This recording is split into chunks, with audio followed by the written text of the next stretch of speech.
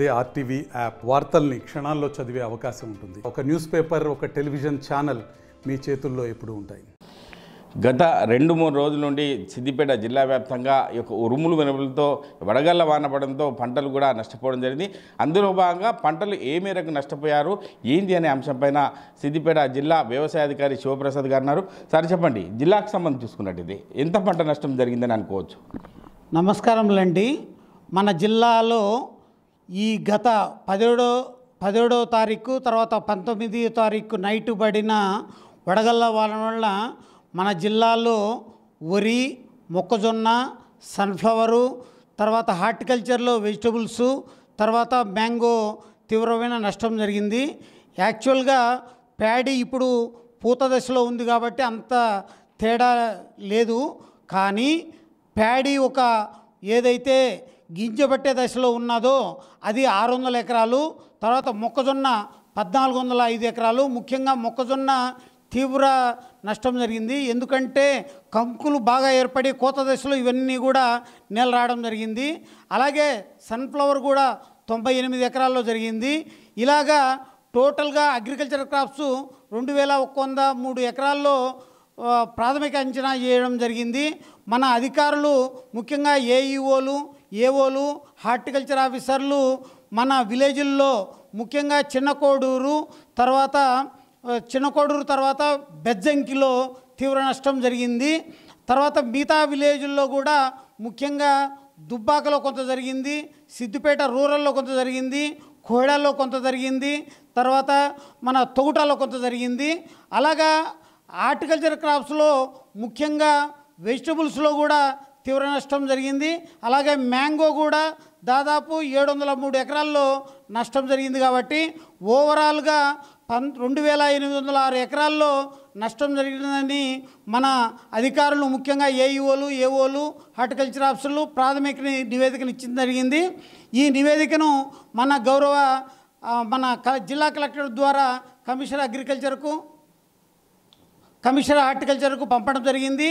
ఈరోజే ఏవలా అయితే మన కమిషనర్ గారు పర్మిషన్ ఇస్తున్నారు, దానికి డీటెయిల్డ్ ఎన్యుమరేషను అది వస్తానే డీటెయిల్డ్ ఎన్యుమరేషను ఫార్మర్ వైజు ఎంత నష్టం జరిగింది, 33 కంటే ఎక్కువ నష్టం జరిగితే దాన్ని అన్నీ కూడా ఎన్యుమరేషన్ చేసి ఆ నివేదికను మన గవర్నమెంట్కు పంపడం జరుగుతుంది.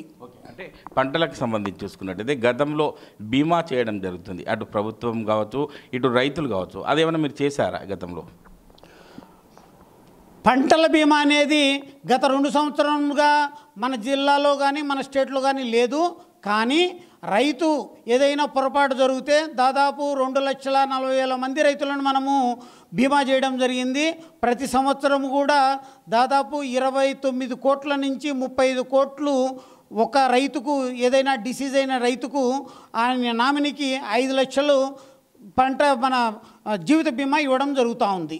అంటే పంటలు నష్టపోయిన రైతులకు సంబంధించి క్షేత్రస్థాయిలో ఈ యొక్క వ్యవసాయ అధికారులు కావచ్చు అన్ని అధికారులు కూడా తిరగడం జరిగింది. అంటే కొంతమంది దగ్గరికి పోవడం వల్ల మిగతా రైతుల దగ్గర రాకపోవడం వల్ల వాళ్ళు భయాందోళనకు గురవుతున్నారు. వాళ్ళకి మీరేం చెప్తారు సార్?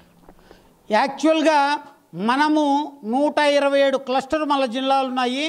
ప్రతి క్లస్టర్లో కూడా ఒక ఏఈఓ ఉన్నారు. 5,000 ఎకరాలకు దాదాపు ఒక ఏఈఓ ఉన్నాడు. కాబట్టి ఎలాంటి ఒత్తిడికి రైతులు కోనుగావద్దు. ఎందుకంటే ఇప్పుడు ఇచ్చింది మనము ప్రాథమిక అంచనా మాత్రమే. ఇప్పుడు ఈ రోజు నుంచి ప్రతి ఏఈఓ కూడా తన క్లస్టర్లో వచ్చి ప్రతి ఊర్లో కూడా తిరుగుతారు. ఏదైనా మన 10వ తారీఖు 19వ తారీఖు రాత్రి జరిగిన వడగళ్ల వలన ప్రాబ్లం అయింటే కూడా 33% కంటే ఎక్కువ నష్టం కింద జరుగుతుంటే ఎన్యుమరేషన్ జరుగుతుంది. కాబట్టి రైతులు ఎలాంటి ఆందోళన అవసరం లేదు. మీరు మీ విలేజ్లో ఉన్న ఏఈఓను కలిస్తే సరిపోతుంది. వాళ్ళు కూడా ప్రతి విలేజ్లో తిరుగుతున్నారు ఈ రోజు నుంచి.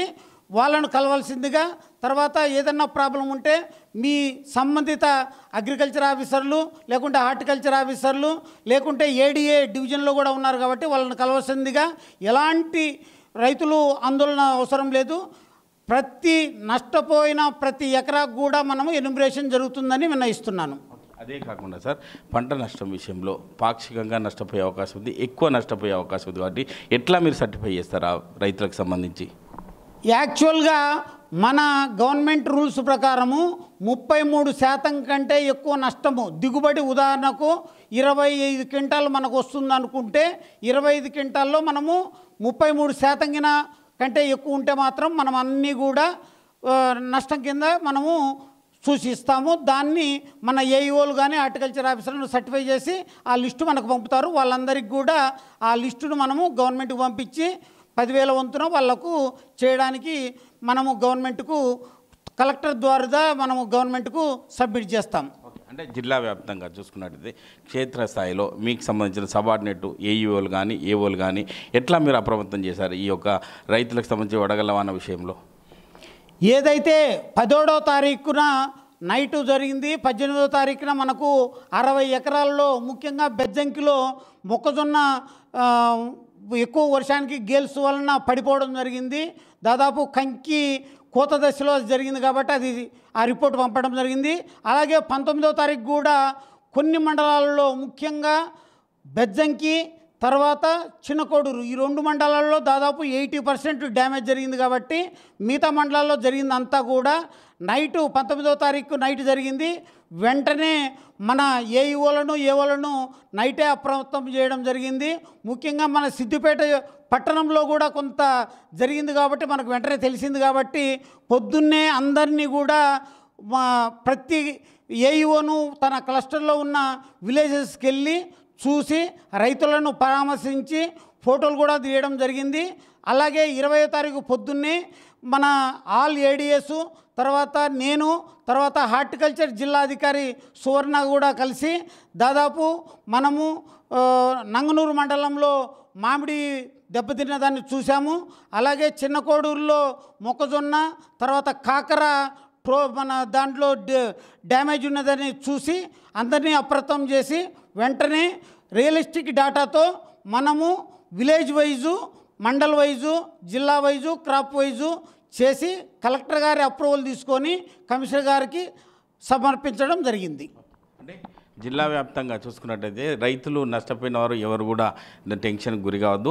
33% వరకు ఎవరైతే నష్టపోతారో వాళ్ళని పరిగణలోకి తీసుకొని ఈ యొక్క రాష్ట్ర ప్రభుత్వానికి నివేదిక ఇచ్చి వాళ్ళని ఆదుకునే విధంగా చూస్తామని చెప్పి జిల్లా వ్యవసాయ అధికారి శివప్రసాద్ చెప్తున్నారు. కెమెరామెన్ ఎల్లవరితో మహేష్, ఆర్టీవీ, ఉమ్మడి మెదక్ జిల్లా. మరిన్ని వీడియోస్ కోసం ఛానల్ ని సబ్స్క్రైబ్ చేయండి. లేటెస్ట్ అప్డేట్స్ కోసం వాట్సాప్ ఛానల్ ని ఫాలో చేయండి. అండ్ లింక్ డిస్క్రిప్షన్ లో ఉంది.